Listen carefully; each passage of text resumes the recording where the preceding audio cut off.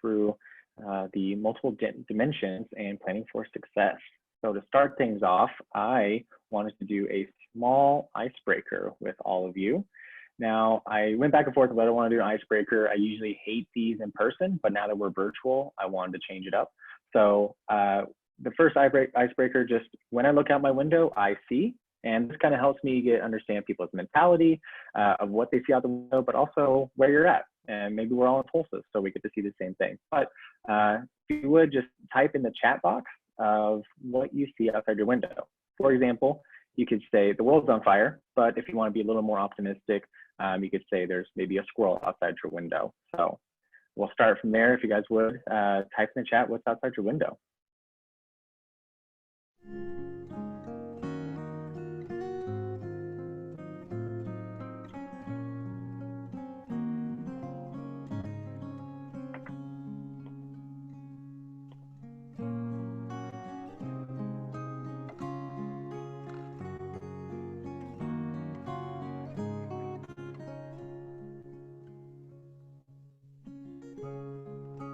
These are some great responses. Yes.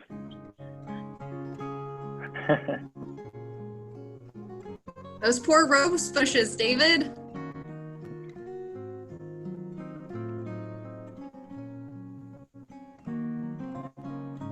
All right, thank you guys. So I see a beautiful sunny sky as well. It looks like everyone, I think we're in a great mentality here, just talking about the different things outside, and we all see beautiful things. David looks like you're more pragmatic, got to wash those car and got to get those rose bushes back, you know. All right, well, thank you guys for humoring me on that little icebreaker. We will continue on and with a quick little introduction here. So I'll be honest, when I first envisioned this training, we were all going to be together. We were going to have a grand old time discussing key aspects of STEM education, talking about what works in our programs and whatnot. I could simply tell you all about this amazing tool. You can apply to your summer programming, and everyone would just be amazed, right? Well, then the coronavirus happened. Now, I know I just did the very cliche thing, especially in a webinar. If I could see all of you, I would ask you to raise your hands if you've heard this scenario before. And hopefully when I ask this, you guys would one, but both your hands in the air with an exasperated sigh, because you've heard this so many times, and please, oh, please just say something different. Yeah, I get it. I've been there. As someone leading a webinar, it sucks. And as participants, it probably sucks even more to hear the same thing. The one thing we can all gain from this, I want to do, is a fun work drinking game with water, of course. So anytime someone mentions unprecedented times or things are crazy or it's different now, yeah, just take a drink of water. I promise you, you'll be more hydrated than you've ever been. I say all this because I'm going to try my best to make it better. And if I or anyone else mentions something along these lines, take a drink. So I hope you guys all have your water balls ready. So quick overview. I'm going to break it down in layman terms for everyone on what you can expect. First, it's going to be a little bit dry because we will be spouting some information at you. You may have heard this information before, but I have to assume no one knows what I'm talking about. Next, we will transition into a more interactive piece. Again, I went back and forth on whether I should just present all this information or essentially force participants to interact. Of course, I settled on the latter. So things are different now, you know? And Mr. Q, if you're paying to take a drink. So with this, we all need each other to learn. And right now we have the liberty to be experimental. As we always preach for our students, it is okay to fail and learn. And as our first webinar, this may be a case study of learning from failure. So let's jump into the information I was talking about and give you a little bit of background of the PEAR Institute. So the PEAR Institute stands for Partnerships in Education and Resilience. It is a nonprofit organization created to promote innovation in education. It's based on a belief that high quality programming can build youth social emotional resiliency and contribute to school and life success. Dr. Gil Noem founded the Institute in 1999 as a collaboration between the Harvard Graduate School of Education and the Harvard Medical School before relocating to McLean Hospital. The PEAR Institute takes a developmental approach to the study of new models of effective educational programming, health, public policy, and psychological perspectives. I took that directly from the PEAR website, so hopefully I didn't mess anything up there. I want to bring Exan on board. If Exan, you want to cover a quick history of how TRSA and the Sure. I was thinking about it today. I think about 7 years ago, the STEM Funders Network, which includes the Tiger Woods Foundation and Noyce Foundation and Charles and Lynn Schusterman Foundation and maybe 20 others, had been invested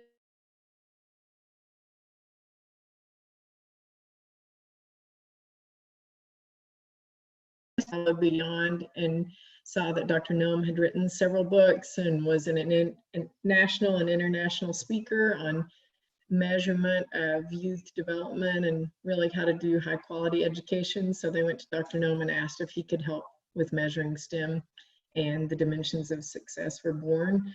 I love them because it gives us a great and precise way to think and talk about what's going well and what could go a little better. And I always thought it'd be so cool, like you should just make this a planning thing, because I hate being just the person who measures at the end with, you know, observations or whatever. So I was really super pumped when they made the planning tool, which is just a way to think about these dimensions from the very beginning. So we're really excited at TRSA to partner with Harvard PEAR Institute, and looking forward to what you're going to lead us in today, Josh.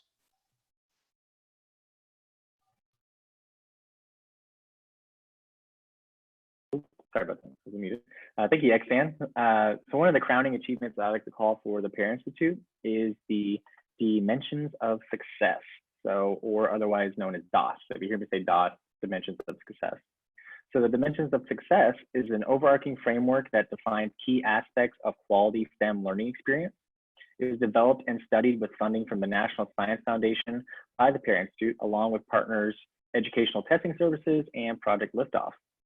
The DOS suite of tools allows researchers, practitioners, funders, and other stakeholders to track the quality of STEM learning opportunities and to pinpoint strengths and weaknesses. So all these dimensions are here for, of course, they've been heavily studied and they've shown great key indicators for quality STEM programming. And for our purposes today, we really want to harp on that point of strengths and weaknesses and how we're always trying to be better and better. So the main object for our discussion is the DOS planning tool. So the DOS programming planning tool, or the DOS program planning tool, sorry, was developed for practitioners and coaches in the field to use as they prepare or guide staff to plan the high quality implementation of STEM activities. The DOS planning tool aligns with the DOS framework and focuses on how facilitators can design or modify activities and prepare teaching strategies to deliver high quality on all 12 dimensions. Now, I'm asking a lot. All 12 dimensions are a lot, but we'll talk about that a little bit later. So the purpose of the DOS program planning tool is to provide a brief introduction to each dimension, as well as sample videos and examples to guide the use of this framework when preparing activity plans for the youth.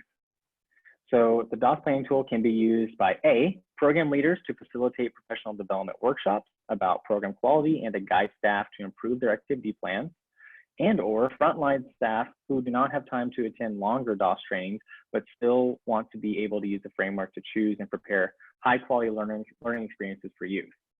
Inexperienced staff who may have limited opportunities to teach them will find that this tool is written without research jargon or assumed expertise in STEM. This is a great resource for a wide range of audiences, and also be able to stay grounded in youth development, which we believe is the core of a successful youth program.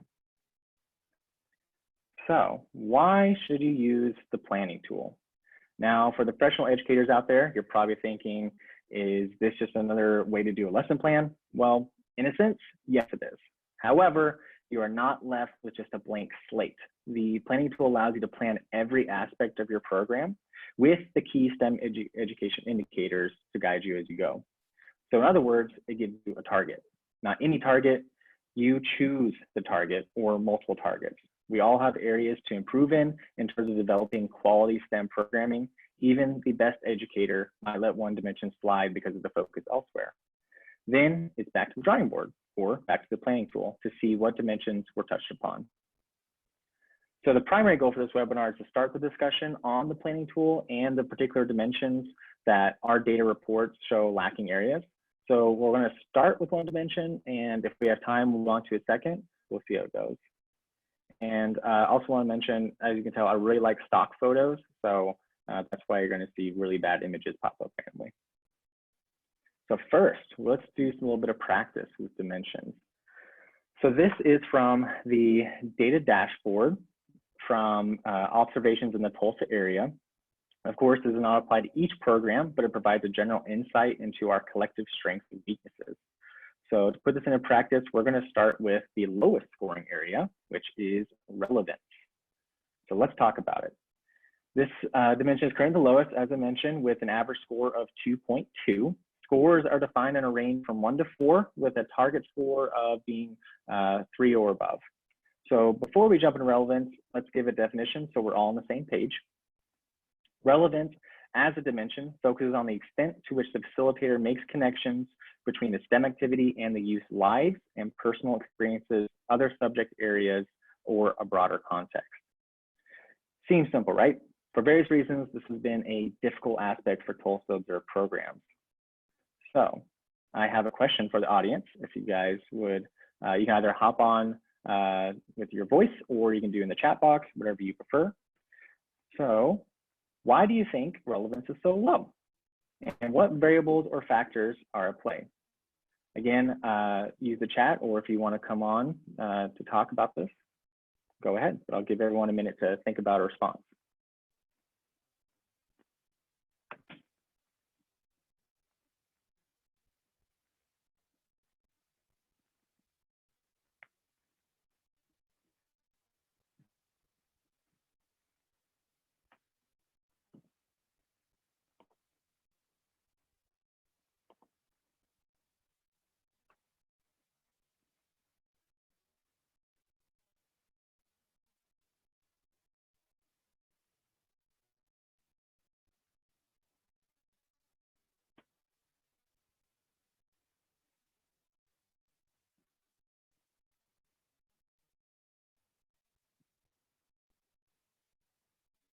So see the question from David. Relevance is from the perspective of the evaluator, learner, or instructor. Yes, so it's actually both how relevance is graded. So it's evaluated with facilitator and student connection. So when I observe a program, the relevance is through how do I see the facilitator making those real world connections for the students, and then the students doing it themselves.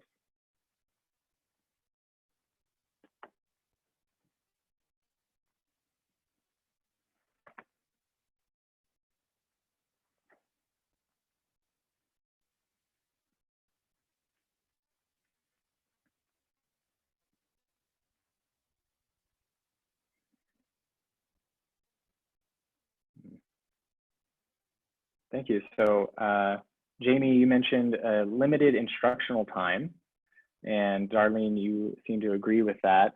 Would either of you want to hop on real quick and to kind of discuss that a little bit further, and maybe examples you've seen of these limitations?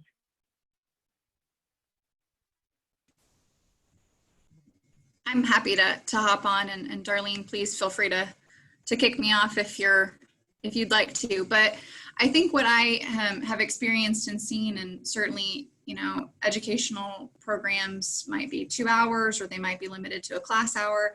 But when a facilitator is working with a number of students, they're, you know, doing classroom management, they're prepping materials, they're answering questions. And so sometimes you just end up having to prioritize certain things, like let's get through the activity, let's do something purposeful, what are our learning outcomes, rather than making those strong connections to their real world life.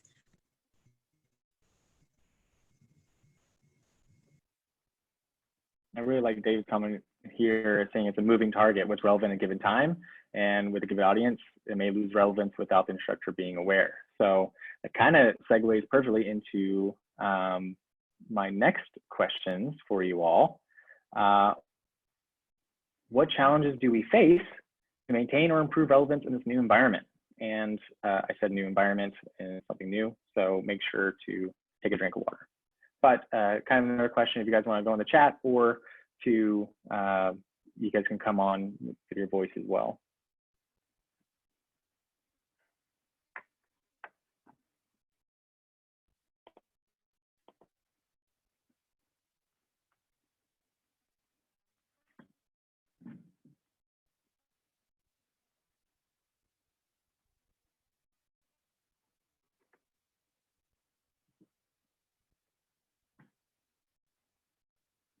So thank you, Kristen. Communication and staying connected is definitely a challenge right now. And to go a little further, do you mean staying connected in a way of like internet connection, or do you mean personal relationship? I meant personal relationships, but you're very correct in saying also internet connectivity. So even being able to connect with them in the first place via phone call or internet is very difficult.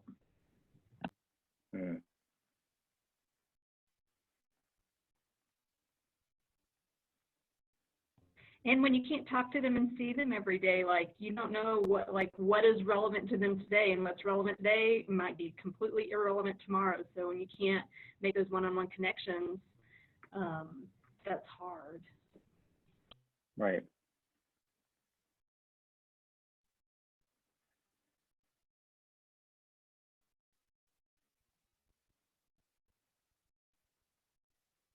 And I really like this, and I want to touch on this because at the towards the end, touch more on the dimensions, but Darlene mentions not only are we not as connected to students, they are not connected to each other to collaborate and learn, which I think is going to be a major challenge. And one dimension, if we had time, would have been a participation. So participation is evaluated through understanding how students participate, and do you see everyone participating, and are they participating with each other, or are they just following guidelines? So that's something that we could talk about later, but I like that the comment by Darlene. Everyone seems rushed, yeah. So final question,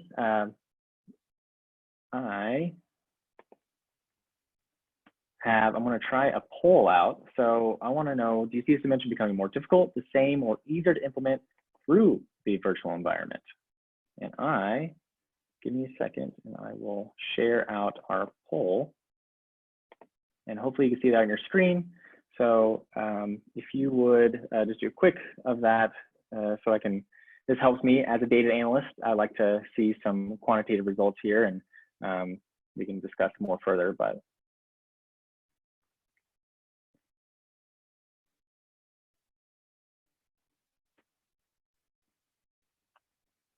Josh, did you say we get to explain our answer a little bit? yes, if you would like, yeah.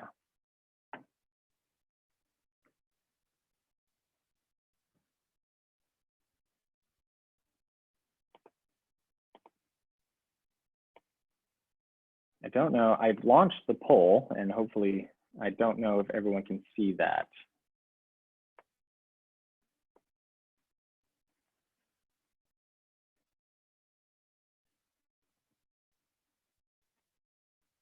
The poll seems to have disappeared. Thank you, Dr. Parrott. So we'll scratch the poll. Again, still learning Zoom as we go along, but in terms of this question, I believe relevance in a way, just for my own personal opinion and seeing observations and thinking about this new virtual environment, take a drink of water, I think it's going to be easier.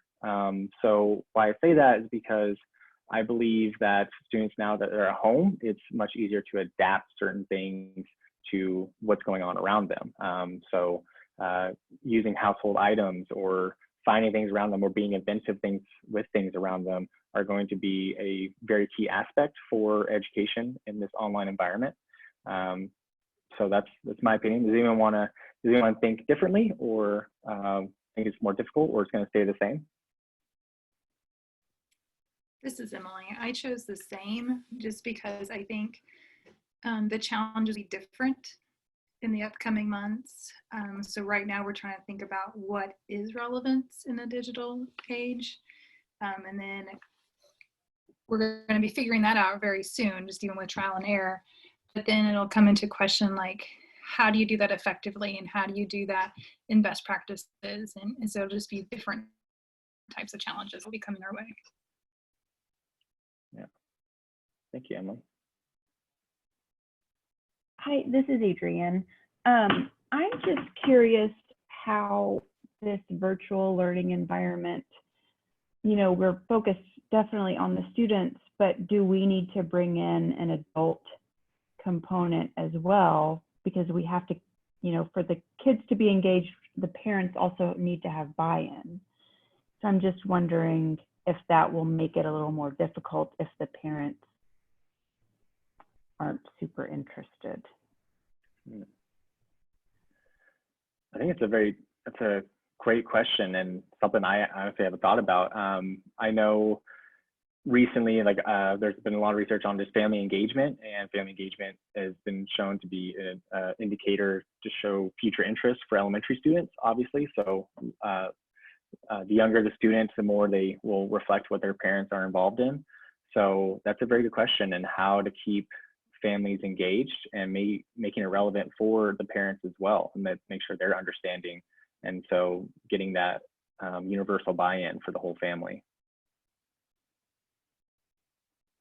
So thank you guys for those comments. And these are great thoughts. As you can tell, I'm using some of these thoughts and I'm kind of formulating as I go. And hopefully these are useful tips or thoughts going forward when you're thinking about your STEM programming. So now I'm going to show a short video about a quality example of relevance. And this is within of course, a STEM education program. Again, our programs are obviously going to be different and constructed totally different, but pay close attention to the details of where you see facilitators and students making the real world connections. So let's listen here, press play. Oops, not that.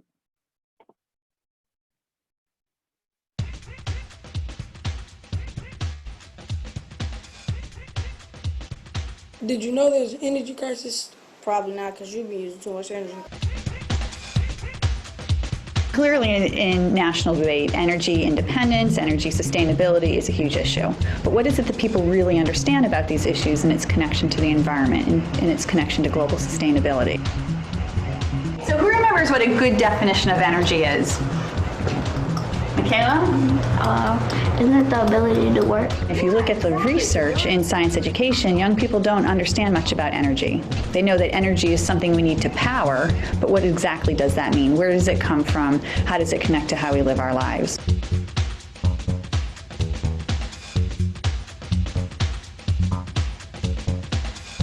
One of the challenges of working with community organizations and running a year-round program that takes place after school is that kids have been sitting in their seats all day long. So you got to think one of the last things they might really want to do is more of academic-oriented work. So how could we design it in ways that would keep kids' interest over the course of the year and help them want to participate? We're doing a unit on supply and demand issues of electricity. We brought in a bicycle that you can use to power lights. We engaged them in what we call the physical challenge. Thinking about what is a watt, how does your own kinetic energy translate into electricity, and what does it mean if you have to do it yourself? It's hard. We want them to have an embodied experience, that is very concrete. It's not something that they just read. If every household in the state of Michigan changed just one of these old dinosaur incandescent light bulbs to one compact fluorescent, enough energy could be saved. Believe it or not, it could light the city of Lansing for one entire year. We then really pushed on, so what's your energy usage look like at home? And it really opened up for the kids this idea that we have experienced this, what we were calling the appliance explosion. We have an appliance for everything these days. Well, maybe if you divided it by how many days there are in a year. And does it have an Energy Star? No, it's not. Why? I have too many things plugged in. When we were looking at energy supply and demand issues, we had the students take a quiz on what is your carbon footprint.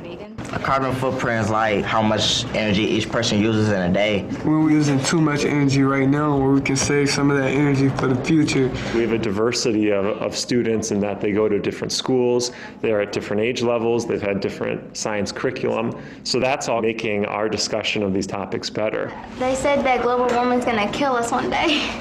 The oceans will become overflowed and there won't be much land mass left for humans to live on. We want to see action that is making their lives and the lives of the people around them better. We have to convince them to reduce their carbon footprint. Yeah. The kids became really interested in how can we better educate the larger community around some of these issues. And so we began to create a series of public service announcements. Did you know there's an energy crisis? Probably not, because you've been using too much energy. WLNS, to the television station, they actually showed 5 of the 6. Turn off the lights. Our kids were really interested in not only sort of getting the word out about what they were doing, but trying to figure out what Lansing residents knew. So we started talking with Taylor Hines at the Go Green Go Lansing initiative to say, we really want to do a survey. What if we did it on what people know about your Go Green Go Lansing pledge? The Go Green initiative is an effort by Mayor Bonero to green the greater Lansing area. And basically that commits the city of Lansing to reducing our overall CO2 emissions 7% below 1990 levels. Having the youth present their findings to the Mayor's Policy Council for Energy, I think, is a really powerful experience for youth, because I think that they can see that the work that they do in science has an end beyond just their learning. Good City designed a 20-question survey which covered the 7 key topics: alternative transportation to work and school, the use of CFLs. So we invited the members of the advisory panel so that they could hear what recommendations the students came up with and learn from what the students found. 2/3 of those who did not have a recycling bin did not know how to get one. We need to get information out to the public more often to increase awareness. I'm particularly interested in your findings about recycling, and I plan to utilize some of the data that you found out in your survey and try to improve on our services. Well, if you really want to make a difference, you got to start with the kids. It's important to give them a voice in the decision-making process.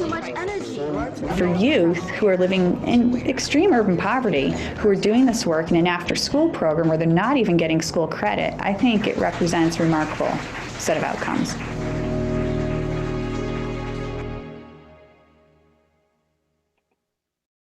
All right. So this is one of the many ways the playing tool I believe is very useful, in that every dimension is given a high quality example such as this, and also a low quality example. And so you kind of reflect your own programming through that. And these activities, again, are mainly directed for out of school time, but they can be pretty flexible and understanding. So if it's just a one-off activity or something like this, which is something that probably extended over a period of time, over weeks. So this is just another aspect of the planning tool that gives you those resources and those targets to really to go after.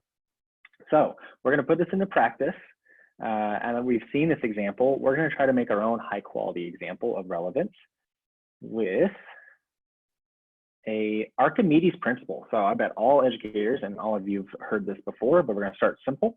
And so the activity is the goal of the activity is to learn about Archimedes Principle. The Archimedes Principle states that if the weight of an object being placed in water is less than the weight of the water, the object will float. This is also called buoyancy. Expand on this experiment by making large 12-inch boats out of tinfoil. And our goal, and you see these questions to your right, please read over those, think about some responses, and we will, I was going to do breakout rooms, but I think it's best we'll just do a large discussion. It seems to be working well. So after a couple minutes, after I stop, I'm going to start the peaceful guitar music. And after a couple minutes, I will cue everyone and see if anyone wants to come on or type your responses in the chat. So we will start there.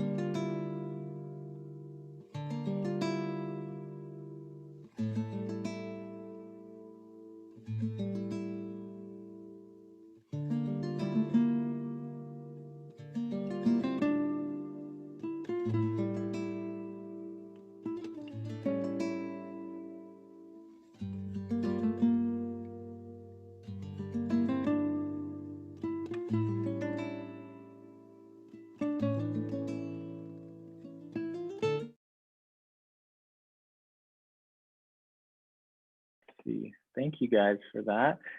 Jamie, I love your response here, connecting it to the Port of Catoosa. So explaining the materials travel far and you want to be as efficient as possible with the boats.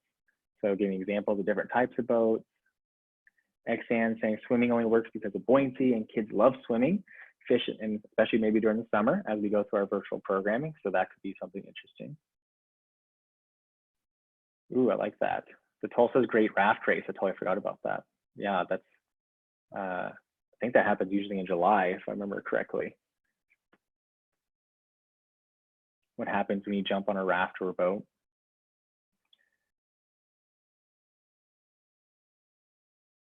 And of course, I made up these questions, but if you have any questions that pop in your head, feel free to ask those. And I will say at the very bottom there, so or the last question talking about what research or facilitator knowledge is needed to make this more relevant. So this is another aspect of the planning tool. Essentially ask the facilitator is what is needed, what background knowledge do you need to do, what more research, because of course making it more relevant to students, you need to have a little bit more in-depth knowledge of the subject or the activity to really connect it with students and connecting to the real world.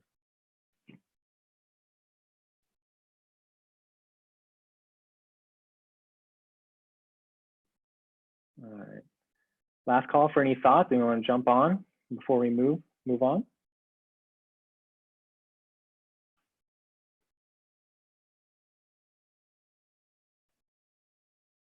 Adrian says Olympic training on the Oklahoma River, rafting. Thank you.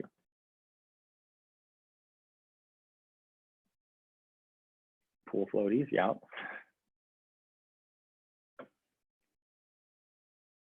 But this again was just a simple practice that I think, as you know, as we talked about in the very beginning, of just limited instruction time and also limitations in time of this preparation. And I know someone else mentioned in the comments, we all just feel a little rushed. And so I think for me, and just reflecting on everyone's responses and how we're all feeling right now, a little more stressed, a little more rushed, and don't know how much time we have, then I think it's just more important than ever to take a second to pause and to reflect and to ask these types of questions, have these discussions. I think, I know for example, for TRSA right now, we are gung-ho and going really hard and steadfast about Summer Virtual Academy, but at the same time, we may have missed opportunities to actually just reflect and really think about in depth, are we touching all these dimensions? Because we're just trying our best to get content out there, but we haven't had really the opportunity to pause, because again, we're trying to be quick and immediate to the situation. But as we talk about in Relevance, things are changing, and we may need a little bit more time to reflect on those. So again, it's something just to think about. Let's move on. Thank you all for that. We have a little bit of time here. So, oh, I almost forgot. This was another stock photo for you all, and this is going to be my group back together picture, but let's keep going here. So next one, if we have time, I'm going to jump into another dimension, and this one is going to be, I wanted to kind of flip the script a little bit. So we're going to do one of the higher ones. Let me make sure I have this. So materials is going to be our next discussion topic. So it has been consistently one of the highest scoring, and educators usually feel the most comfortable implementing appropriate materials. Yet in this new environment, take a drink of water, prepping materials may be a little more tricky. So before we discuss, let's give materials a definition. So materials as a dimension focuses on the extent to which the activities make use of materials that are appropriate for the particular use in a program, aligned with intended STEM learning goals and appealing to the youth. So again, when I evaluate programs in terms of materials, we're looking for that appropriate and that appealing. So do we see students actually engaging with materials, or is it just there? Are students just given a pencil and paper and hoping for the best? So that kind of thing. I won't go through all these questions, but I wanted to have a general discussion. Again, talking about this new environment, and if you guys want to jump on the chat or discuss a little bit and reflect on what challenges do we face to maintain or improve materials in this new environment. And I'll give everyone a minute again to type responses and think about it.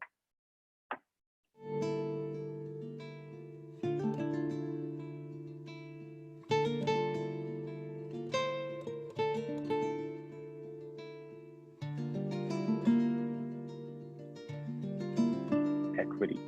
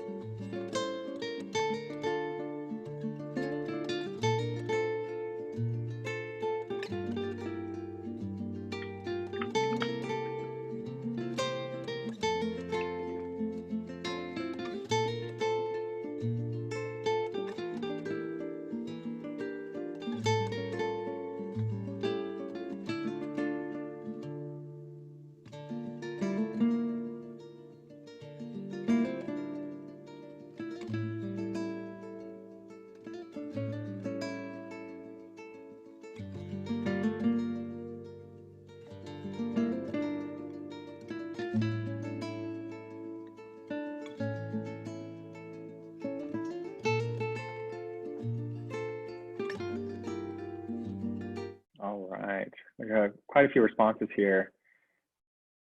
I love these. So the first one that popped up, Emily, you said equity, and that's the first thing I thought of when I posed this question to myself. And Darlene agrees, definitely equity in age-appropriate material. Dr. Perry, you're having the same issues, talking about developing your courses. And let's see. Jamie says, the TRSA programs, we're trying to develop enriching activities that utilize easily sourced and shipped materials. For our camps, we'll be sending kits in the mail, which means we need to provide students with all materials. This means any items need to test their experiments and models. So I'll touch on that a little bit as TRSA. Yes, we're going to be sending out these kits. We've also been working very heavily in getting, we call it STEM in a bag, and trying to give those materials to students and have them at home.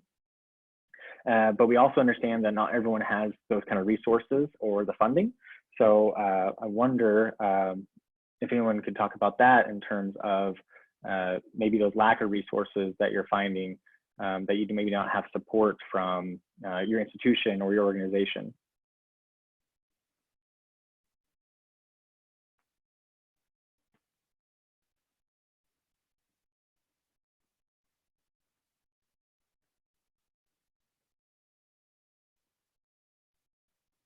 You know, as I'm working on some of our online summer camps,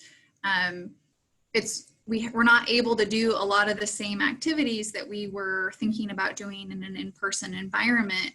One of the things I touched on is the items needed to test their experiments or models, right? We want you to build something, and then we're going to test it out to see if it works. And those general things tend to be harder to source or more expensive. They don't fit the needs. So normally you'd have supplies that you'd give the students to build something, and then here's what we'll use to test it, and we'll compare and contrast, and that's just not the case anymore. So you really have to rethink and change what you're doing with the students so that they're able to go from start to finish in their own homes. Thank you, Jamie. I think it's also difficult when you're not with them face to face. So something that you think is going to be appropriate for them, you know, when you see them interacting with it, then you know, like, oh, that's not working, or I need to scaffold your learning in this way. But since they're doing it on their own, we really don't know, like, we think it's appropriate, but it might not be once they actually start using it. So I think that's a challenge, not being able to see them when they're interacting. Very true. Yeah, I've definitely seen that before with duct tape. We think that kids are capable of pulling duct tape off and cutting it, but then once you start watching them interact, they don't know. They need lots of help. So that's a really good point, Kristen. Or blowing up balloons, tying balloons. They can blow them up, but tying. Learn the hard way.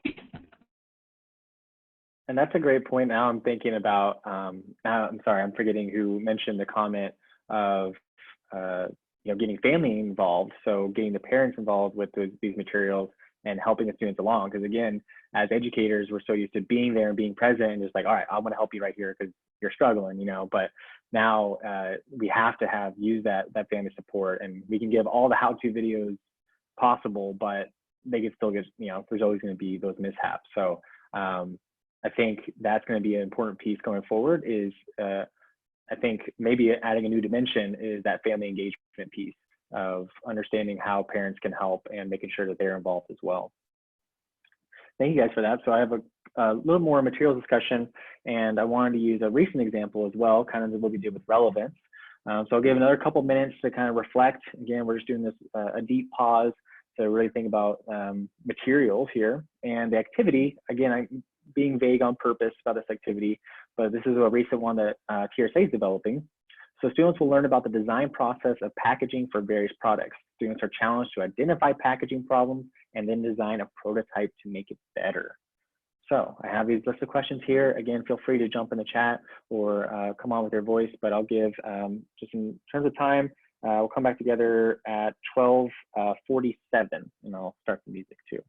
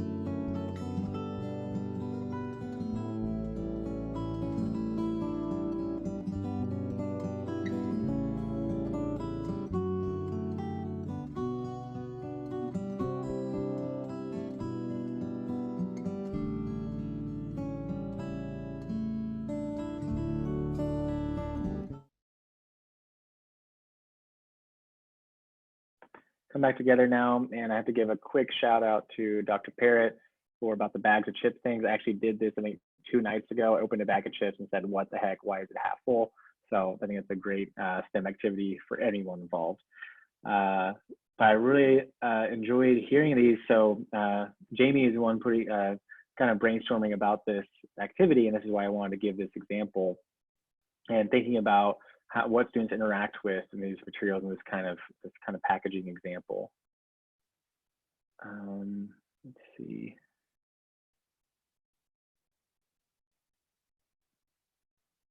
Sketching prototypes before they build. Kristen, you're saying they could just get about anything out of the pantry or fridge to see how it's packaged. Students can find ways to repurpose materials at home and learn about environmental impact of reusing. Very good. Let's see, make sure to make some comments here. Xan saying a variety of types of paper bags, newspaper, construction paper. Excellent. And David mentioned he still thinks about the egg drop project he did in 7th grade. So I think we all have little projects like that, like in middle school, that you just kind of latch on. That's actually an interesting thought, because it's thinking about, again, this new environment, take a drink of water, that what can we leave like a lasting impression on? Can we develop activities that, just something like the egg drop, can we make a lasting impression, as we go forward? And this kind of reflection, this kind of pause is going to be helpful as we go forward to make sure that we're being intentional with our actions and making sure it's all planned out. So thank you all for that. I will, and I can see I forgot my group discussion picture again. But I wanted to share, so we have about 10 minutes left, and before we jump into questions and go to conclusion, I kind of wanted to show you what the planning tool looks like, and kind of show you how, sorry, I got another from David asked a question. It would be interesting to ask students to look at the package to consider its practical and aesthetic qualities. Very good idea, because thinking about the aesthetic qualities, maybe that's why the chip bags are, half full all the time. I don't know. Thank you, David, for that question there. But as I mentioned, I want to kind of show you what the DOS plan tool looks like. So to get it, we'll send out links and resources for this type of thing. If you're interested in the data, always feel free to reach out. I can kind of share some of these dashboards examples with you and kind of see where we're at in the Tulsa region. And so this is an overview of what the access we have. And these are just Tulsa observed programs. So I want to make sure, and these are out of school time, or mainly. We are working with certain schools right now, and before the coronavirus happened, we were going into schools and trying out specifically Jinx, and we're actually observing classroom time STEM education. So there's things that are really in the works, and we're expanding it, and we're trying to just make these dimensions of success really pinpointed for as we develop high quality programming. So real quick, I'm going to try to share. I wanted to show you what the DOS planning tool looks like. So if you're interested, you can kind of walk through it. Let's see. So hopefully everyone can see this. This is the PDF. So when you request materials, you'll walk through something like this, and it tells you a quick audience and the history about the guide, and you can kind of see the table of contents here. So it walks you through every dimension. And so again, the question or the examples and the questions that they give for each dimension as you walk through are for, in face-to-face interaction. But I would love, now that I've taken from this webinar, I want to maybe develop questions that we need to think about, and these great, you guys' great information that you've given me. I would like to develop questions for virtual activities and how we can apply these dimensions, and what new challenges are we facing for each dimension, and making sure, like I said, that pause before we start planning and going forward. Quickly, I'll show you, this is kind of how it breaks down each dimension. So it gives you key ideas, different check marks, high quality examples, poor quality examples, and gives you video examples. So it's something that can really help you if you're kind of stuck, or you don't know what the next step is, or even if you're a lifelong educator, you've done this for 40 years, but maybe one area has just kind of slipped through the cracks. So this is just a very useful resource to target those areas. And all these dimensions are, again, research backed and theory backed. So we know these are, if you increase the quality of these dimensions, you're going to increase the quality of the program, and students will just learn better. So these are things that we know have worked, and the data backs it up. So again, we will be sending out the link. So if you want to go request a blank planning tool, and I'll scroll down a little bit more to show, this is kind of the planning map they show, and kind of thoughts as you're kind of going through. Again, it's kind of a lesson plan, but not a blank slate. So when you get you request the link through PEAR, and they'll send you these kind of resources. Now I will switch over back to my presentation here.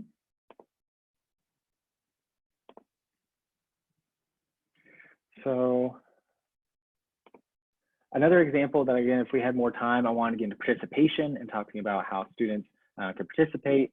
But again, we could talk for days about each dimension, and I really enjoyed everyone's discussion and talking about the things. And I have a lot of questions now, and hopefully you learned maybe some more questions for yourself, and maybe you'll be able to use the planning tool in future programs as we go forward. And in conclusion, I want to make sure I cover everything. And I just want to point out that I'm using the correct script. Most people misuse Frodo's words, but this is exactly what he said at the end. In conclusion, wanted to, if anyone had any questions or leftover thoughts, I would love to hear them.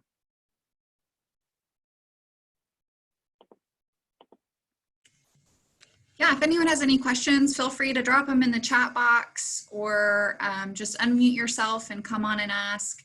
We'd love any feedback. It seems like we've got a small engaged community on, so if we don't know the answer, maybe somebody else on the webinar does. Yes, and I also want to mention, as we said, these 12 dimensions are heavily researched and we want to target them, but one should not expect to adapt all 12 dimensions in a given program. I think it's impossible. In my 3 years of observing, and I've seen great, amazing programs, no one averaged overall, like all 12 dimensions, a score of 3 or above. So this is it's a great challenge, and we recognize that STEM education is very difficult to implement, especially adding these 12 dimensions. So the planning tool will allow us to, as educators, to think about what areas to improve in while not neglecting the other areas. And Jamie sent out the survey link, so please give me all your feedback. Tell me how bad my pictures were and how blank. I know how Jamie was talking about how my just black and white. It's very data analyst of me to just have a black and white background, but I try to spice up with pictures. So hopefully that was helpful. But I think I don't see any questions. Thank you all. And I think we'll hang out maybe for a couple more minutes, and then, oh, Adrian, how do we get access to the planning tool? So that is we'll be sending out emails for all registrants, and there's a link. So you go to the PEAR website, and you'll find a link there where you do a request, and then they'll send it to you with all the resources and things you might need. Yeah, so if you guys have any questions, always feel free to email us and ask. But I really want to thank you again for joining us today. We have recorded this, and so I'll get it uploaded to YouTube and share it out with everyone. Please don't forget to give us your feedback on today's webinar. We would also really appreciate any suggestions on topics for future webinars. What are things that you would love to hear more about? And then I just want to do a quick plug. Our next webinar in the series is with Dr. Martha Parrott. She's a professor of mathematics education and the assistant dean for the College of Science and Health Professions at Northeastern State University in Broken Arrow. She's on the webinar today, so hi, Dr. Parrott. Join us for an engaging conversation and interactive tasks designed to build growth mindset in those we serve. So when I send out that email or the link to this video, I'll also include a registration link for next week's webinar. With that being said, thank you all so much for joining us today, and we hope to see you again next week.